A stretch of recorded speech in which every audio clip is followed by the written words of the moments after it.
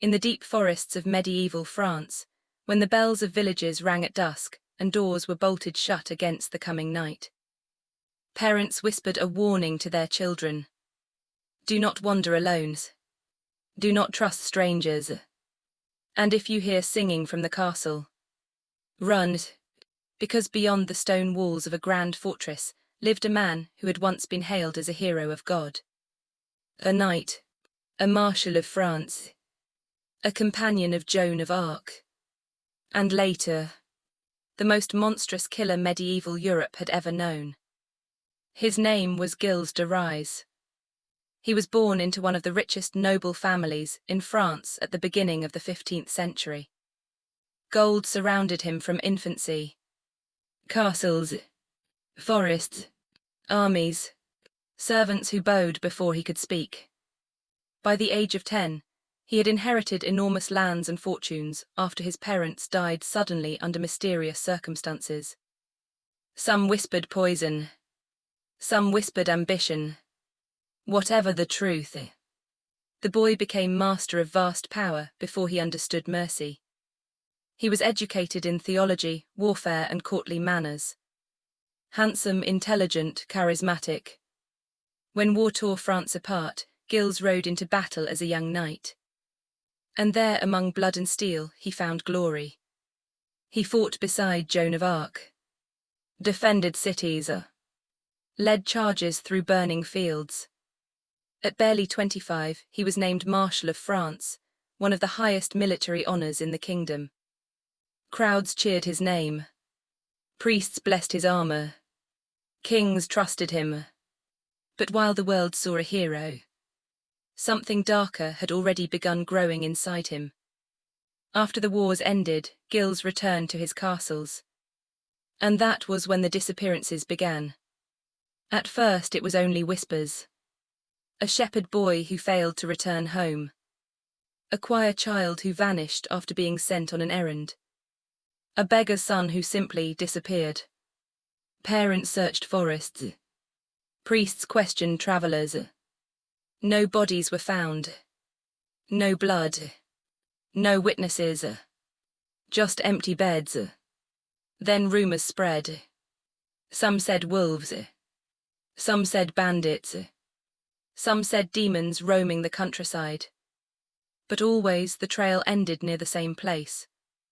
The towering stone castle of Gilles de Rais. Inside those walls, a different war was being fought. Not with swords, but with children.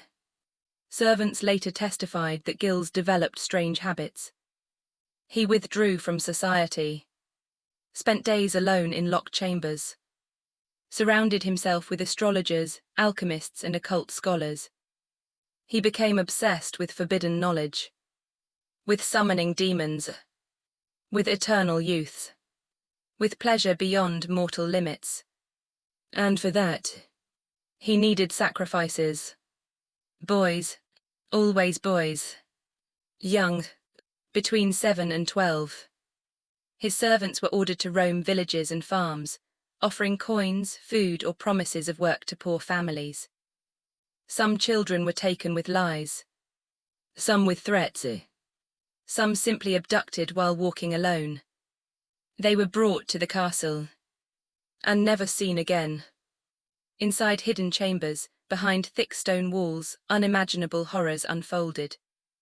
According to trial records, Gilles would bathe the children, dress them in fine clothes, feed them sweet cakes and wine.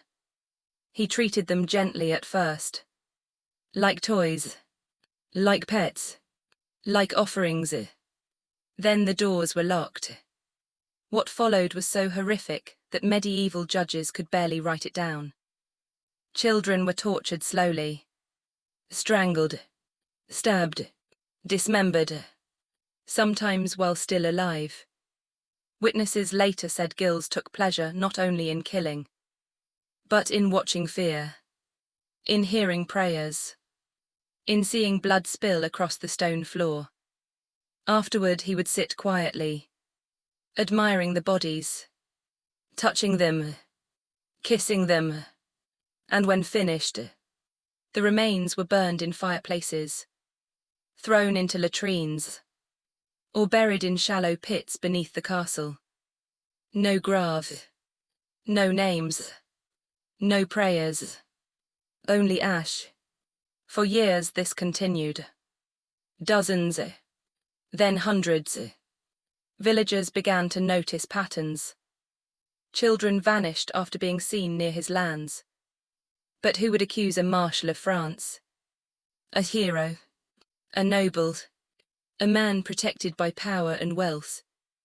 Parents wept in silence. Fear spread through the countryside. Some refused to let their sons leave the house. Some moved away entirely. And still the killings continued. Then greed betrayed him. Gilles began spending enormous fortunes on alchemy and lavish performances. He bankrupted himself staging theatrical shows inside his castles, complete with devils, angels, and mock hells. He sold lands, borrowed recklessly, and finally, stole from the church. That was his fatal mistake. When he illegally seized church property, the Bishop of Nantes intervened.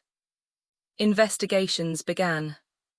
And suddenly the old rumors resurfaced. Missing children. Whispers of screams.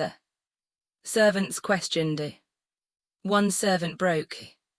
He confessed. Then another. And another. What they revealed horrified even hardened medieval judges. Secret rooms. Bloodstains in hidden chambers. Children's clothing buried beneath floors. Ash mixed with bone in fireplaces. When Gilles was arrested, he did not resist. At first, he denied everything. Then he saw the instruments of torture prepared. And he collapsed. He confessed. In chilling detail. He admitted to murdering more than 100 children. Some estimates said 200. Some 300. He described his crimes calmly, methodically, without remorse. The courtroom fell silent. Men wept. Priests crossed themselves in terror. Never in living memory had such evil been spoken aloud. Gilles claimed demons had guided him, that the devil himself had promised him wealth and power in exchange for innocent blood. He said he was cursed, that God had abandoned him. But the judges did not believe him. They sentenced him to death. First to be hanged, then burned. On the day of execution, crowds filled the square. Parents who had lost sons stood among them. Some recognized pieces of clothing recovered from the castle. Some fainted. Some screamed curses at the man who had destroyed their families. Gilles was dressed in white. He confessed again publicly, asked forgiveness from God, from parents, from the kingdom. Then he was hanged until nearly dead, cut down, and burned alive. As flames consumed his body, witnesses said he prayed loudly until his voice disappeared into smoke. His ashes were scattered, his castles abandoned, his name erased from noble records. But the legend did not die. For centuries, mothers warned children about the Bluebeard who lived in the forest. Stories grew. Castles were said to be haunted. Some claimed screams could still be heard on cold nights. And historians later realized something terrifying. The fairy tale of Bluebeard, the monster who murdered children in secret chambers, was inspired by him. Gilles de Rais. A knight, a hero, a marshal of France, who hid one of the darkest killing sprees in medieval history behind stone walls and holy banners, and proved something far more frightening than demons, that evil does not always come from shadows. Sometimes it rides in shining armor. If this story grabbed you, hit like, subscribe, and share. And never miss a truth hidden in plain sight.